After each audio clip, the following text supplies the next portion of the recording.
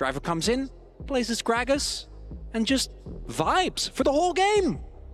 I think the fact that, to them, even after a win with Rest, they felt comfortable swapping back to Driver is a testament to this. Because a lot of teams, when you find a win against a team that is expected to win, the expected favorite, you just keep going.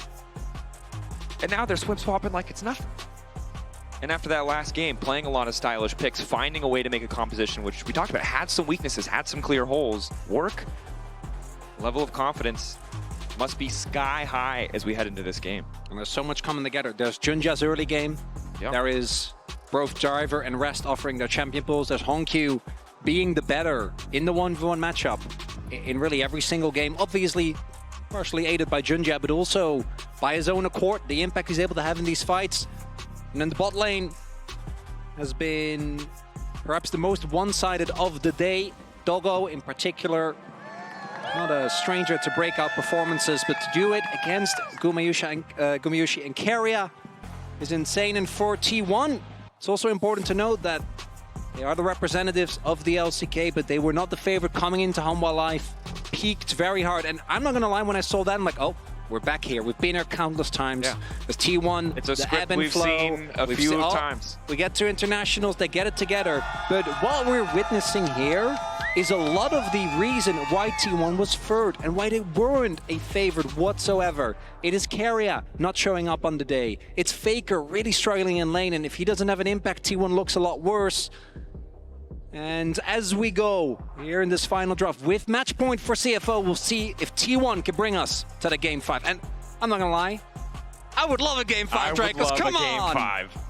As would all the T1 fans in the house as we get in. Match point for CFO. T1 once again on the blue side, CFO on red. And you highlighted it beautifully. T1, a team that always, when it counts, seem to find their form. Always in the right moments, they peak. Well, sadly for them, they're out of moments. This is the right moment. This is the moment where you have to deliver that incredible performance for another shot, for a single game to decide if you'll stay in the upper bracket or go down to lower. One best of 5 away from elimination. TF banned, Yorick banned as well. Champion shared by both Rest and Driver, hence the double bans here. Talia, the Xayah banned again. Like that, definitely one of Gumayushi's strongest picks. Also, Keria's Rakan, notorious for very similar reasons. And it's also been the drafts for CFO, and I don't like pointing towards draft too much, right? Because I feel like it takes away from the gameplay. For CFO, the gameplay has been there, as this is a very obvious B1 Rumble angle with that ban of the Ornn Galio already taken away, so we'll see if CFO recognize and want to ban it. But T1, they're gonna have to rally here, or CFO are gonna get the 3-1 upset. And even in game 1, you can argue that CFO, for a lot of the decision-making, looked better. It was the skirmishing of T1 that got them back in, that got them that win. If CFO had played that a little bit more respectful, could have just been looking at a sweep, as it's going to be the comfort for Faker taken away instead. Rumble up. Varus still on the table. Banned in other games.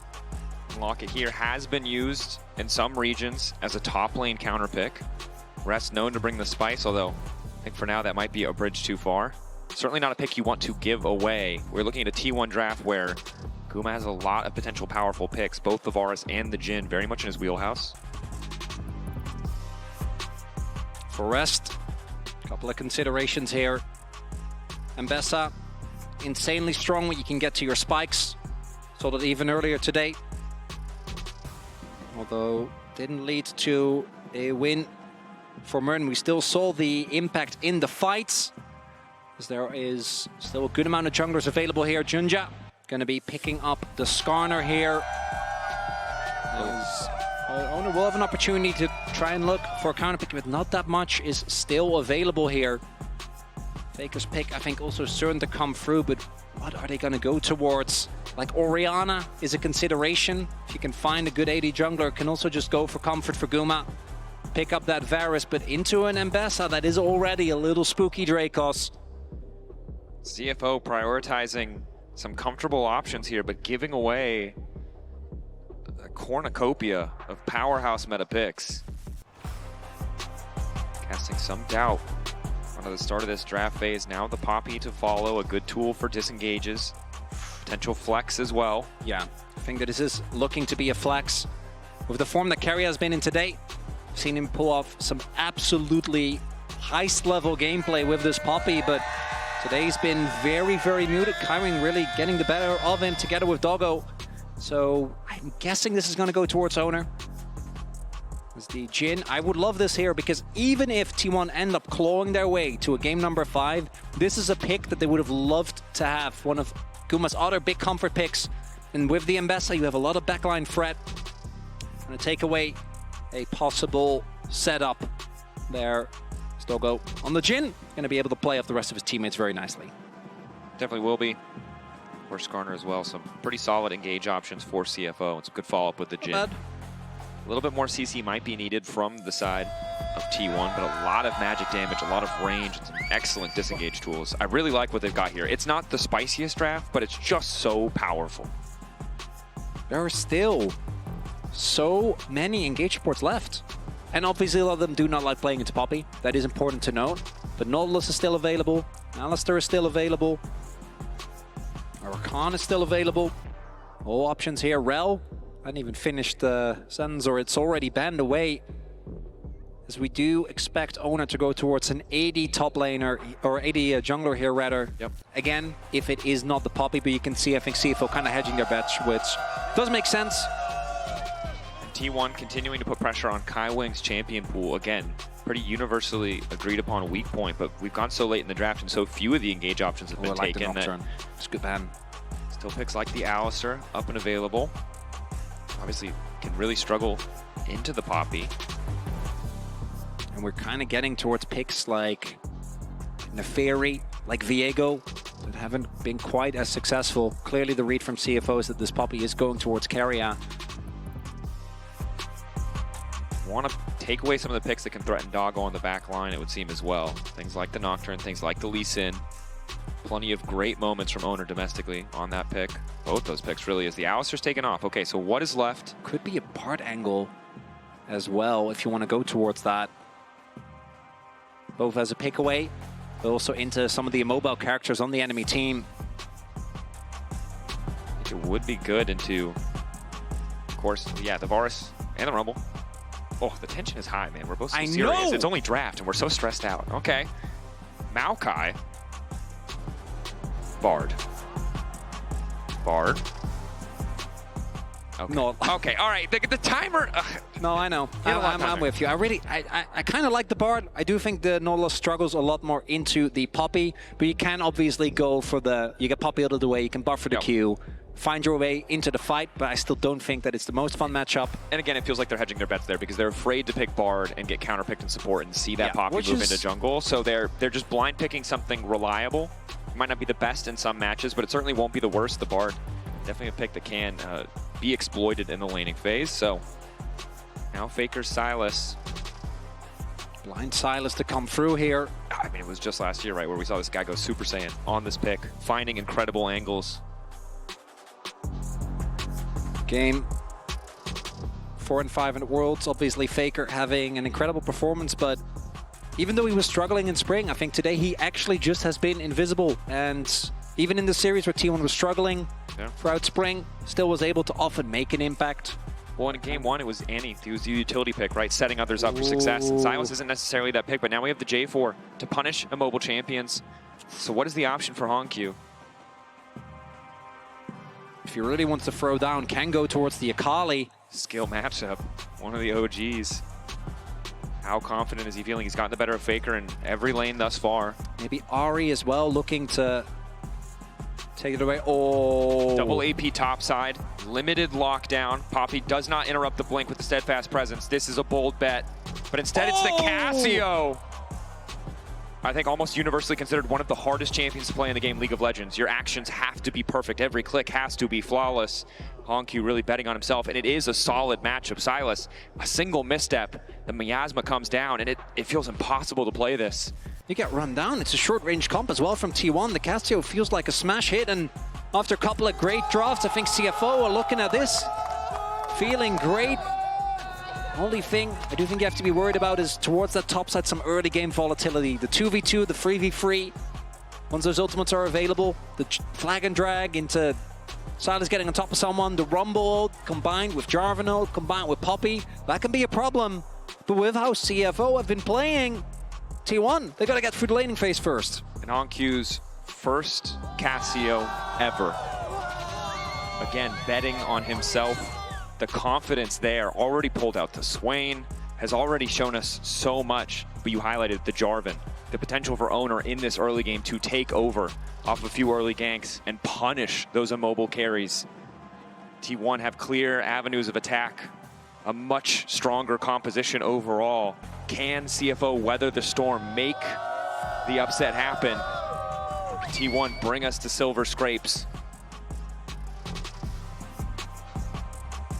I can only hope so, Dracos. This game number 4 is afoot.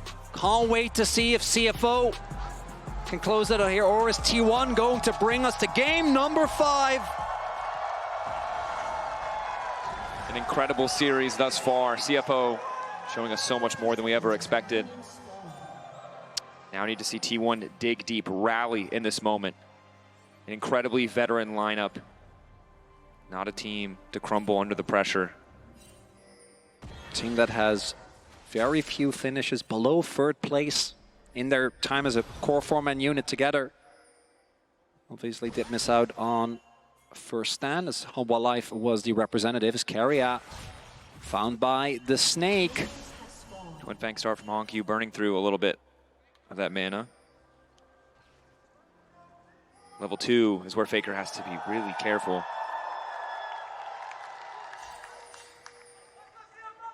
Tension is palpable here. Audience, I mean, good job on it. Going crazy. Love to hear it. We got fan chant leaders for CFO and T1. Love to hear it.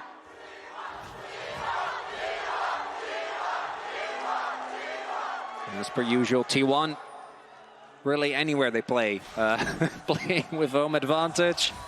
But the CFO fans, and the thing is, I'm just gonna let it get away with it. We talked about it being T1's house. Just feels like every arena is, but CFO gaining a ton of fans in this series already. Oh, the chains.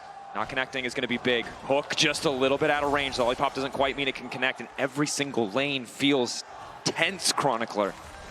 We've seen what happens in these early games. Yeah, the leads for CFO, when they found them, have just been pushed so insanely far. And you can see Doggo and Kaiwing going to be getting themselves the earlier level 2, playing with Prio. This time, though, there isn't a dive waiting for them. Will be okay. They also have Owner towards their side of the map. This Jarvan gonna have to find a decent amount of early impact. Owner thus far not able to showcase both the skirmishing power as well as his ganking prowess that T1 heavily relied upon in particularly early to mid part of spring. For CFO, they're chilling, right? Even if Faker gets on top of you, HonkQ. Sidestep, good flash out. Faker in trouble, ticking, but he won't fall yet. Owner, EQ flash, keeping it going. Faker standing on the edge, hoping to be a HonkQ back, and it's first blood for T1. And I haven't finished my sentence, or Owner makes his presence known. Even with HonkQ flashing the chains, Faker, with just the tiniest bit of health, walks it up, and Owner flashes Cassiopeia. That's easy pickings for a Jarvan. Should be, and this is exactly what you need from a Jarvan. The timing. Oh, HonkQ just saw it, thought he could outplay. Overconfident or didn't see. I think it's just as Faker was going to go in for a trade, he sees Owner shows up. She's like, my guess he's playing for the kill, knowing that actually getting out is going to be top side now. Trying to make a sideline impact. Rest. Stun there. Dorn starting to burn Rest down. Rest living for an extra second. Flash out. T1. Monstrous in the first few minutes of this game. Faker conceding a bit in lane to make his presence felt on the map. He's going to be missing out on a decent amount of CS for this, but that's a kill going over to Doran. Courtesy of Faker. Interrupt there. Carrier taking a decent amount of damage. Hammer Shock firing back. Arrow does connect. Good trade from Guma. It's Honku trying to zone Faker off. Junja moving through, but Owner already in the midst of CFO's jungle, taking away the Raptors. Oh, he uses his cooldowns. Should be fine though. Punish. Hard for him to actually get the hook. Connects Carrier, not ready this time around. Ignite already ticking, damage coming through. Carrier forced to flash out. CFO trying to make the fast play. Had the opportunity for a recall, but instead opting to stick around. And Guma not running the lethal tempo. Hook connecting. Damage there, cooldowns there, forcing flash and barrier. What a win there for the bot lane of CFO again. This time in the 2v2, Kaiwing almost leisurely throws out the hook, finds Guma. Arrow. Doggo has to be careful though. He has cleanse, he doesn't have barrier. Honku solid trade, but Faker managed to sidestep all the poison, so the extra damage not coming in. And Honku just continues to trade aggressively. Owner on the way forward.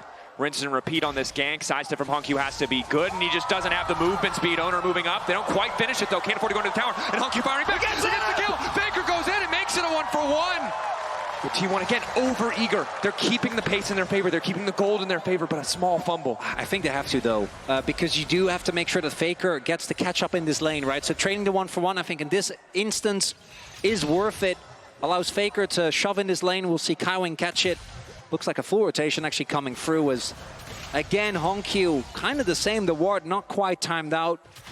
Does stall there with the side steps. And even with the flag and direct, there's not enough damage for Owner. That second turret shot in particular, I think, catching him off guard. But then Faker with the flash W level up as well. He actually was shockingly close to going down there as well.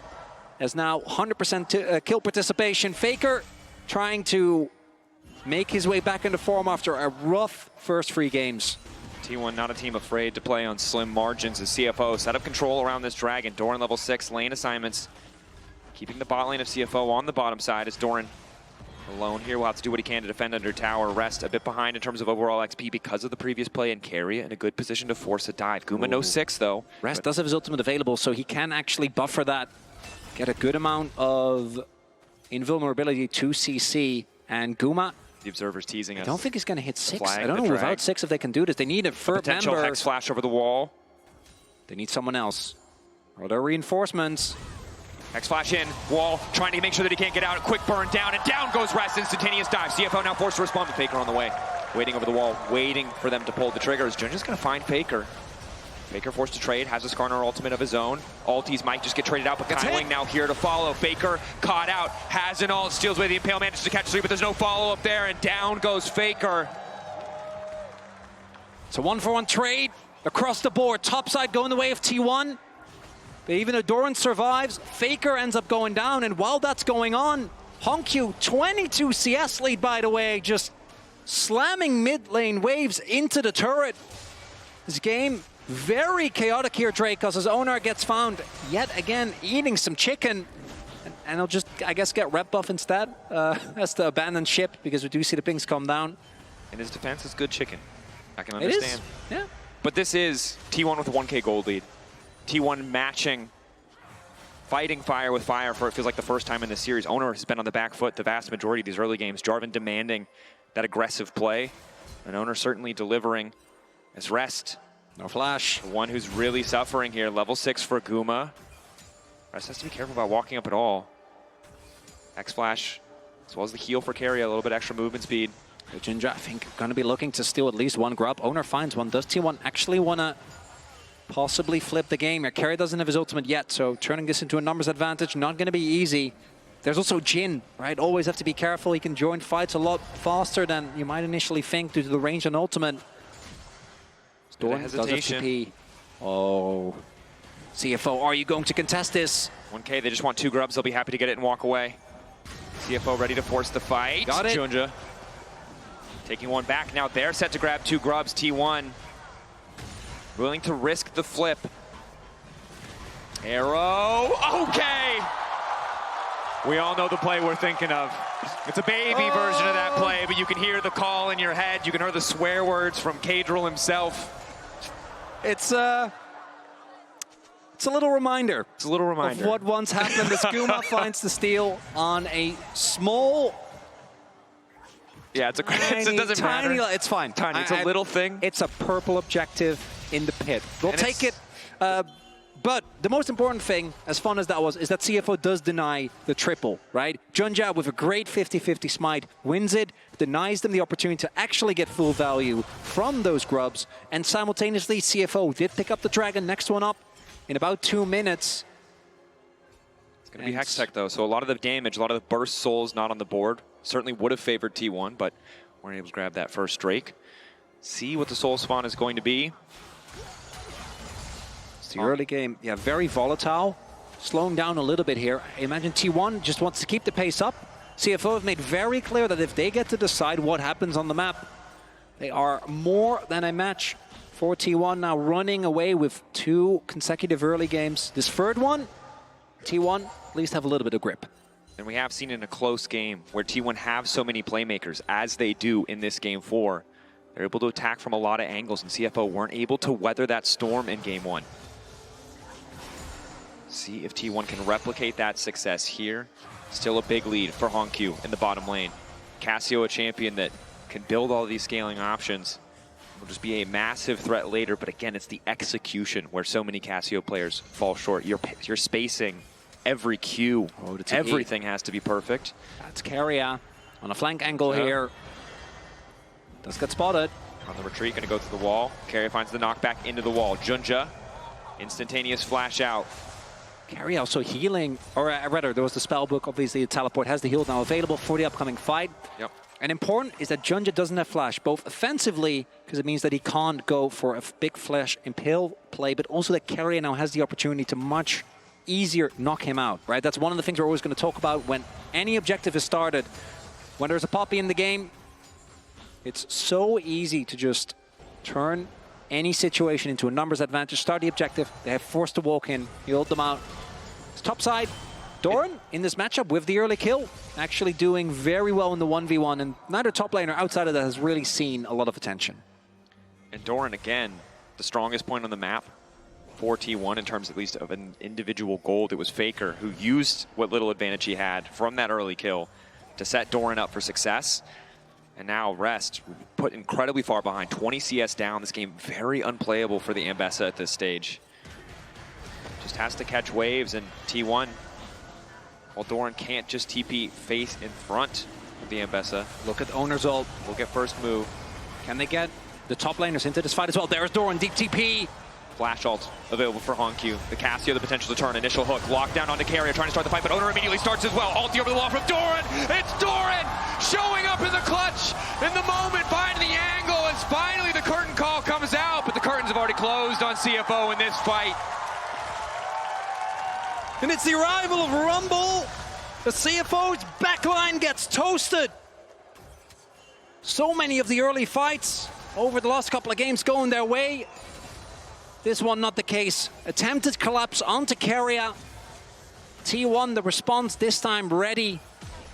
And that's going to be the Drake, not end of the world. CFO in this game are always going to be feeling comfortable once you hit the items on both Rest and on Q. But the mid game is where we saw both domestically a lot of their troubles arise, and also going back to game number 1, Dracos. Definitely true. We take a look back at this replay. The combo here from T1 is phenomenal. Equalizer across the top. Doran perfectly overheating. And is exactly what T1 want from a team fight. Happily giving his life to ensure that the fight is won. Guma unthreatened in that one.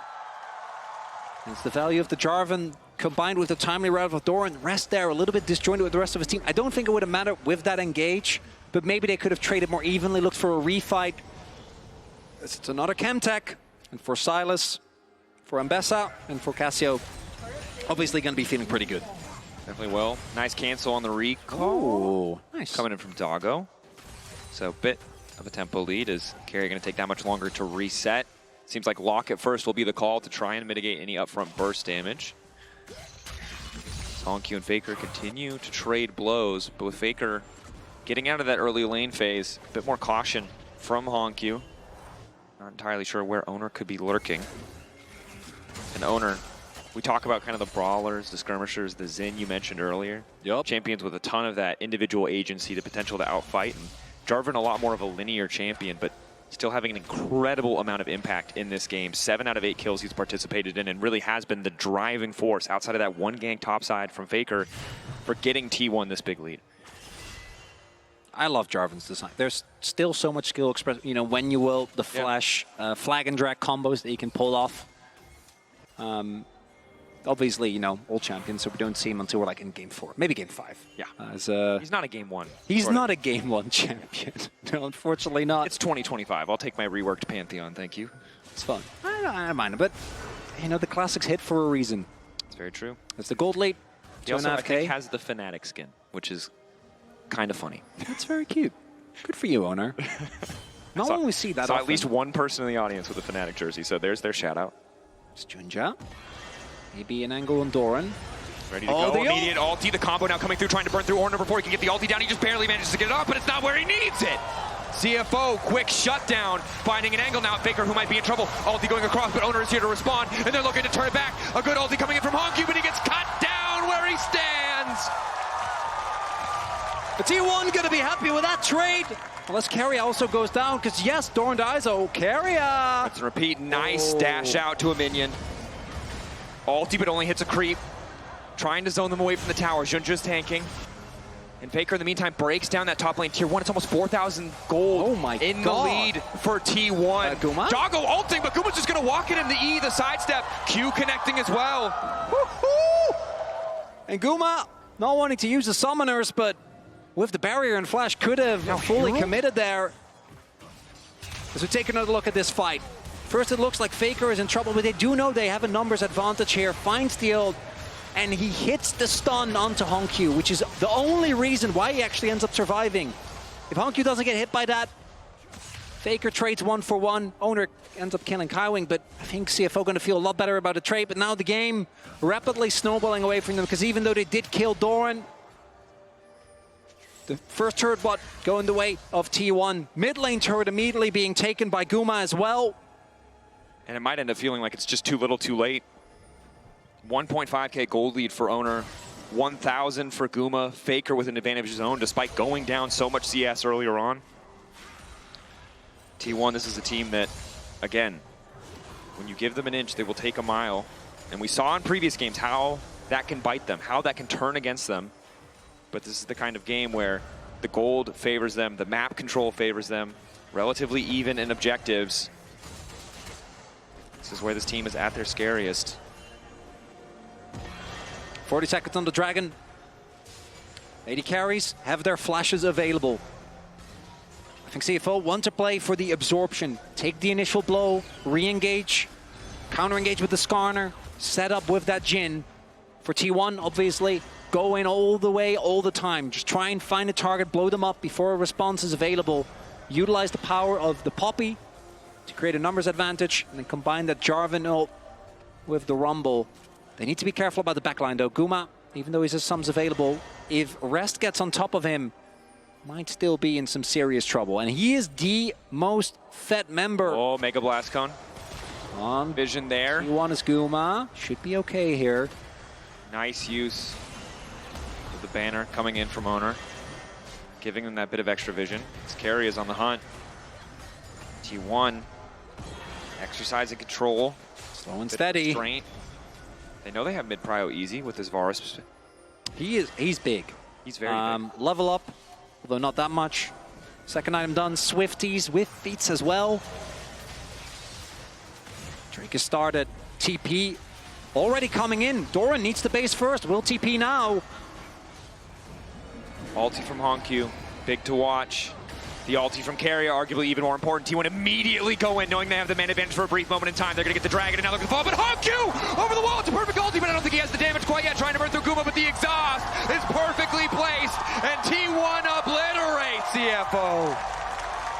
But CFO, they're a little early with Rest. He arrives in time, but T1 still get the numbers advantage thanks to the ult from Carrier. Now Doggo, not long for this world. Rest trying to get something back, hoping to find these shutdowns. Carrier takes him out of range of his own tower. Doran living.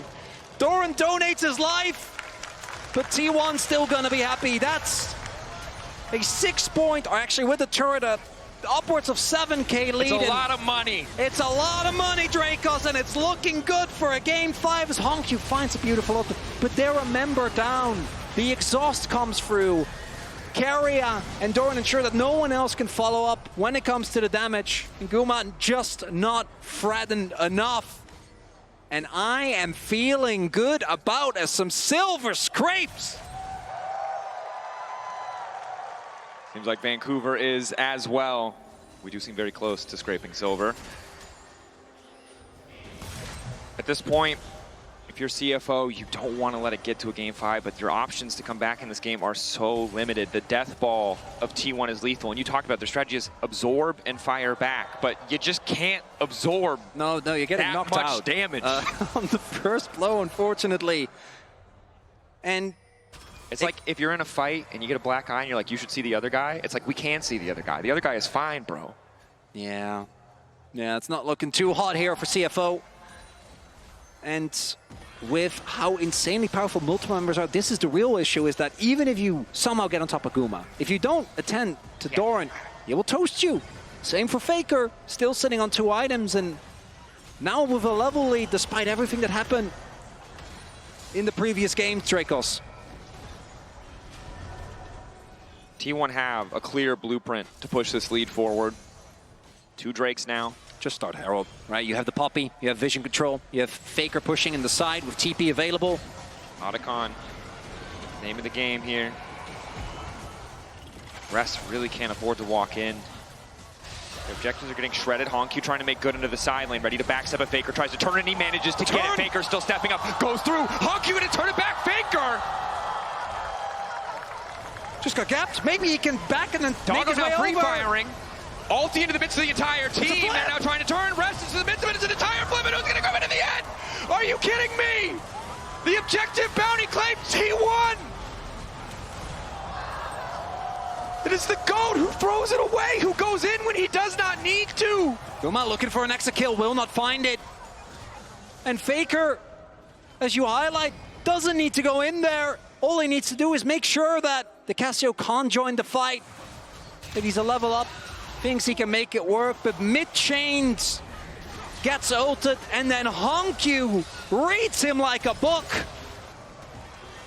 Turns it around, and here Keria not able to actually get Ginger the flash from the Skarner to ensure the play works out. The Jhin laying down supportive fire, and the Smite of Skarner being the difference maker there. And the choice for Owner was let his AD carry die or be in range to flip the objective. He chose to save Guma, but at the cost of losing this Otacon, that's still a 5K gold lead. T1 still far ahead, but so many flowers in the favor of CFO mean that gold lead isn't quite as big as it looks.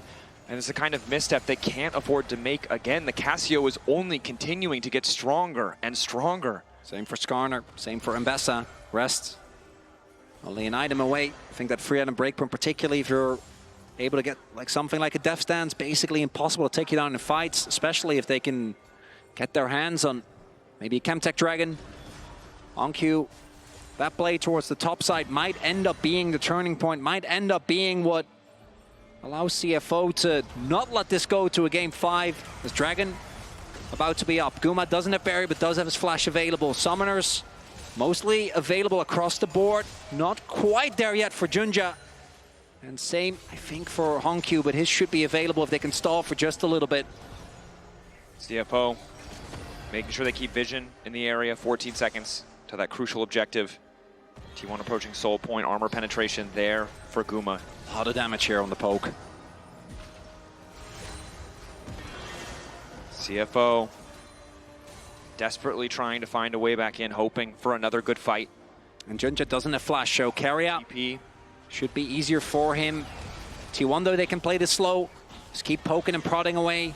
Rest's going to try and look for backline access on the flank. Guma with 3 items relative to the opposition, one of the strongest players in the team. Junja taking a big chunk. Lock up there. They're going to try to delete the jungle instantly. Hongq's ulti doesn't connect on anybody. But in the meantime, it's Mbessa in the backside trying to delete Guma. Guma in trouble. Guma down. But T1 holding on to hope, holding on to the fight. They have the man advantage. It's a 2-for-1 thus far. Doggo alive, Hongq alive. The damage is there. Damage traded back onto Kaiwing. In goes Carry, Doran to follow. Hongq trying to burn as quickly as he can. The root not going to connect. T1 better in the exchange. Faker! Full confidence. Curtain's called. Doggo has to back away. Owner still going. Ready. Flag. Drag. Doggo back under the tower. Doran going golden. Hongq trying to turn it to Miasma, stopping Doran from getting out. The Hex Flash going. Carry 2 down. Faker once more. Tries to go. In. Backstep. Turning forward. The Miasma! Tanking. Carry moving in. He has a big shield. And down he goes. Oh, no, that's worth though. The dragon is up. We'll have to see if T1 can still make a play towards it. It looks like they're definitely going to get this turret if Faker and Carrick can get out. The contest should be possible, but look at the fog. No TP available, so I think they made it out. They're chasing, but they didn't get the objective. What a They're still holding on. I mean, it's incredible. And also a little bit messy. Yeah, they could have just backed off and done Dragon, I know. Because we take a look here, the block onto Junja, there's no vision, he just gets blown up immediately, but the split of the fight here where Owner is trying to deal with 2 people, which can't really do, and they did get it in top of Kuma's, yeah, why not? It's T1. Star Baron. Kaiwing did grab the shutdown kill onto Guma though, which means much less gold into the back pocket of Rest. It's 25 minutes, we cannot do Baron. As T1 have learned, CFO though, they still get the TP, so that is a win for T1. Does mean that Hongq won't have that summoner available. T1 instead look like they want to turn it into a movement towards the dragon here. Do note that Owner is just clearing his top side, wanting to get to a third item, unheard of generally for a jungler. Is the poke from Guma going to again be something that T1 will rely on? Soften up these members, but CFO, 3 items done. Hongq sitting as on the Seekers as well. As the Seekers. So even if Owner finds an ult, that might not be enough. T1 denying as much as they can, taking as much space as they can. Scuttlecrab down does give CFO relative comfort to step up. Doran taking the Mega Blast Cone. A little bit of poke going over the wall. 8K. Doggo gets to open the fight with the curtain call. Carry fishing and he manages to find the ult. CFO hesitating for a moment. Junja wants to flip it. Ready to risk the 50-50. Carrier trying to zone him away. 3K, good diligence coming in. And they're going in for it. They manage to find the ulti bio. Faker is taking his corner ulti of his own, and it's Rest off on the side lane. Hongq living for a moment, but Owner wants to make the difference. Cassio goes golden. Rest in the back line. Mbessa, Junja, they could making it happen. T1 taken down in the pit. T1 gets obliterated by CFO. They get the dragon. But at a cost that surely is too much. The CFO make their way, the Flying Oysters on their way to the Baron. And you thought it'd be simple. You thought with the Mbessa gone, it'd be a flip. T1 have the discipline not to flip it, to keep Junja at arm's length. It's a flash in. The risk, Owner secures. It feels like everything you could want for T1, but it's the fight where they find a way to crawl their way back in. Faker whiffs the ult. It's the Miasma plus the ultimate from Hongq. He baits in Owner, keeps out or stuns Doran, and Miasma's Faker. So while one part of T1 is trying to get on top of this backline and is unable to, Rest gets on top of the Varus, and as we highlighted, once he does, there is no way out. The potential for CFO reignited as the gold now within touching distance. The last time Asia Pacific, the LCP, the LMS, the many names they've had historically, ever won a best of 5 against Korea. Taipei Assassins, Azubu Frost, 2012 World Finals Toys. We know the Oriana skin, you know the Nunu, you know the roster. This 13 years. Unprecedented. CFO, they're not there yet, but they are on match point, and it is T1. Do the math on how old Hongq was back then. It's insane. I thought he was 5. I did the math. Kaiwing caught out, though. Guma looking for a quick punish. T1, a nice pick. Whatever story we want to tell, it's not done yet. Certainly isn't Dracos. These fights have been back and forth, and it really feels like it comes down to how much can Hongq do, and can they keep Doggo safe? Rest has also been able to get onto the T1 backline very consistently. But with Poppy, you're never going to really feel safe at any point. Any fight can be turned around very quickly. If you overstep, if say Honkyu, Doggo or Rest gets knocked away and T1 gets to still pull the trigger on a fight, which, let's be real, with Jarvan, you're not really getting away. If they want to force a fight, they can. But the gold lead, basically negligible at this point, and I'd argue that with Skarner, Mbessa, and Cassio, you're not feeling too bad about going into the later stage of the game. Definitely aren't. But again, the pressure of execution. It's clear what T1 want to do. So many good proactive engage options. But they have to consider Guma in the back line. For a long time, the strongest relative member on the team, although Doggo has been catching up. Catch of Night now done for Guma. That's big. Pope taking it away, though. No objective on the map for a little bit of Rebel Baron power play, fairly minor. Denying it, though, is a big deal, and it mostly just means that CFO stick around in the game. Now, we do have the Chemtech Soul possibly there for T1. But if it was a Hextech, if it's an Infernal, even a Mountain, I think the value would be without question. Now I'm not too sure if the Impale. Initial start, honk you off to the side. Keep your eyes on him. Equalizer cross trying to zone honk you off. It's a good initial start. Owner in trouble though. And the knockback from Carrier is big. Rest of them, it's the entire T1 lineup, and he lives for an extra moment. The curtains are called. And T1 are retreating. Backing away, diligent. Body blocking for the low health teammates. Oh, double TP used for CFO. Single TP for Faker. Honky actually TPing back into the fight after Carrier knocked him out. And in the end, it's a lot of summoners being exchanged, but no one going down, and really this just felt like a precursor to the Drake fight that might decide the game. Kaiwing, though, crucially no flash. Flash is up for everyone on the side of T1, so many resources, and it's going to come down to the slimmest of margins. Alt cooldowns, flashes, who has Zhonya's, who doesn't. Pot picked up by the side of Rest. 500 gold, it won't build towards another item, but he needs that immediate injection of stats. That's the state the game is in. He knows any fight could be the final fight of this game. And for CFO, very well could be the final fight of this series if they can come out on top. T1 do have the luxury of trying to play for maybe a mid push, something else. There isn't a Baron on the map, obviously, but it's only the second Drake if CFO do get it, so I wouldn't be surprised to see T1 play fully for the fight, not necessarily to actually get this objective. Faker sitting on an Impale right now, but is spotted by Rest. Rest, by the way, was looking for that flank. If he can get on top of Guma again. 2.7, getting lower. Objective taken. T1 know that they don't have to overcommit for it. It's Faker on the side. Faker finding Rest. It's a big start to the fight. Junja realizes this is not the angle they can go for. Pick to start, but Doran wants more. T1 hungry for the chase. Burn. Rapid retreat from CFO, but T1 still chasing. There's no turret. Faker's going to keep on chasing. Big massive. This might just be. Flash forward. Ulti Doggo flashing out. Faker looking for the angle, stealing away the Nautilus ulti. Will lock up Doggo, but they don't quite have the follow-up. It's going to be Kaiwing to drop. They will take him down. Good kills to the side of T1. They don't get the Drake, but they put the gold back in their favor. They can't push though, with Honkyu still alive. Same for the Jhin. But again, it's the slimmest of margins. The flash now gone for Doggo in the next fight. Yes, he has cleanse, but it's not going to do anything against the Flag and Drag. It's not going to do anything against the ultimate of the Jarvan. It's Faker that finds the pick. 45 seconds on the Baron. Junja looking for Faker. Goes golden, but Honkyu lays down the miasma, and Faker's got nowhere left to go. Tries to turn it back. Stealing away an ulti. Stunned up. 2-1! Are they going to keep going? It's cost them so many times. Is this the right fight? They have to be asking themselves, but they don't even hesitate. They go in. They find their man. T1 keep going. They will not relent.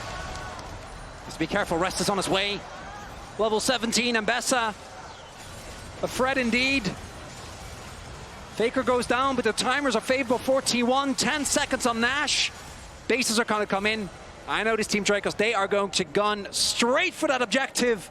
But CFO still have an opportunity. Obviously easy for Junja to make his way into this pit. There's Giga Cones, he's Skarner. Carry-out, not going to be given a base. Guma throwing down a bit of poke.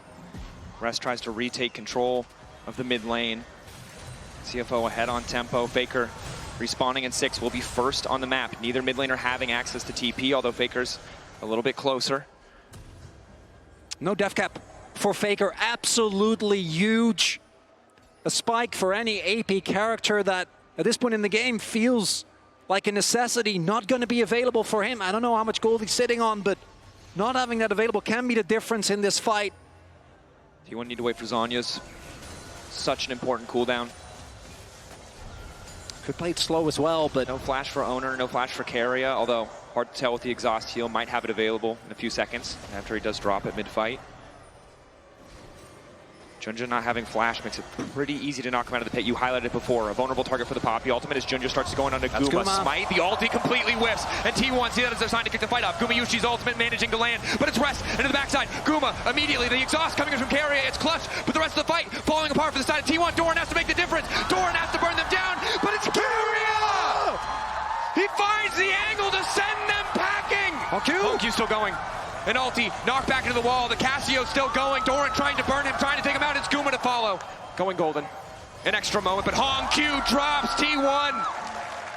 Willing to trade blood for silver, giving everything they have to go to game 5. Rest running. So this is flash.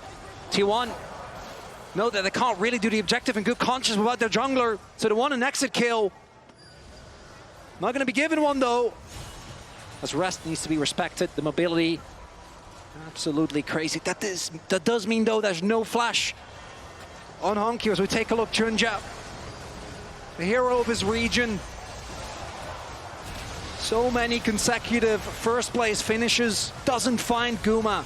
And then Keria steps in front to ensure that rest doesn't get on top of the Varus immediately. And Doran in the back line, together with Owner, already doing great work.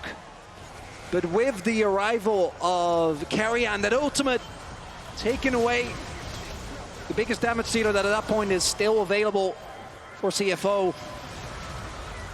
T1, they want to bring us to a game 5. That wasn't enough though, because as big as it was, as good as getting that flash is, still need to do more. Definitely do. Take a chance. Whether you're here in the stadium or at home, take a breath. T1 still in a comfortable position. The onslaught of poke, something that CFO have to contend with. Every single fight has been bloody. Summoner spells, maybe the most important resource in this game. Gold lead is basically negligible at this point in the game. Doesn't really matter. Faker, still no death cap, by the way. Island. Junja coming to the wall. Threatening posturing. Guma popping the Yomus. As soon as that Edge of Night is down. Doran on the side, Honky, the crucial member. T1 not looking like they are in a position to make a play. He's got to have the death cap. He has TP, but there's one good ward behind. Potentially an angle to flank near the Wolves. I think T1 are going to play for the fight again. Oh, that's 6K. A deep flank. Ulti across the team. Honky waiting over the wall. 2K willing to flip it, and they manage to get the chem deck. Drake 3-3 across the board, Baker. But T1 now wants the fight. Rest off to the side. Baker trying to find the lockup. Doggo for now completely untouched. Ulti stolen away, but he manages to sidestep. Rest still going, doing everything that he possibly can, but it's already down for Junja. Baker finding the kill, going in onto Doggo. He gets another 3 down for CFO at TP mid. They need this to be the final fight. They need to execute CFO here. They need to take it to game 5. Honky falling, desperate to turn it back, but look at his damage on the way in. The interrupt on the flag and drag. Honky gets an extra second. Keria knocked up. Honky still just raining down damage. Only 18. The flag and drag coming up. He goes down. Guma out of nowhere finishes the kill. And we are going to game number 5, Dracos. The CFO, despite their most valiant efforts, can't actually take down T1 in the 4th game. They're going to have side selection. It's time for Silver Scrapes. T1, hold on. In the face of defeat, they bring us to Silver Scrapes. 1 game left. And what else is there to say? 4th Silver Scrapes at this MSI. Let's send it over to the desk to talk.